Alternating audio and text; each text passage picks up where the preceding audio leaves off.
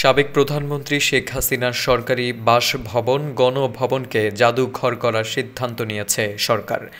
জুলাইয়ে গণহত্যা স্মৃতি সংরক্ষণে এই জাদুঘর করা হবে। বৃহস্পতিবার উপদেষ্টা পরিষদের সভায় এই সিদ্ধান্ত নেওয়া হয়। সভা শেষে সন্ধ্যা ৭টার দিকে সংবাদ সম্মেলনে এই কথা জানান যুব ও ক্রীড়া উপদেষ্টা আসিফ মাহমুদ সজীব ভুঁইয়া। তিনি বলেন, জনগণের বিজয়কৃত গণভবনকে জুলাই গণ অভ্যুত্থান স্মৃতি জাদুঘরে রূপান্তর করে জনগণের জন্য উন্মুক্ত করে দেওয়া হবে। আজকের ক্যাবিনেট মিটিংয়ে এ বিষয়ে সিদ্ধান্ত হয়েছে। তিনি আরও বলেন, গণভবনকে জনগণ যে অবস্থায় রেখেছে সে অবস্থায় থাকবে, অর্থাৎ গণভবনের বর্তমান অবস্থার বড় কোনো পরিবর্তন না করে জাদুঘর প্রতিষ্ঠা করবে সরকার। আসিফ মাহমুদ বলেন, সাউথ কোরিয়ায় এমন স্মৃতি মেমোরিয়াল করা হয়েছিল, আরও অন্য দেশেও হয়েছে। তাদের থেকে জেনে গণভবনকে স্মৃতি জাদুঘর করা হবে। সেখানে ফ্যাসিবাদী সরকারের কর্মকাণ্ড প্রদর্শিত হবে।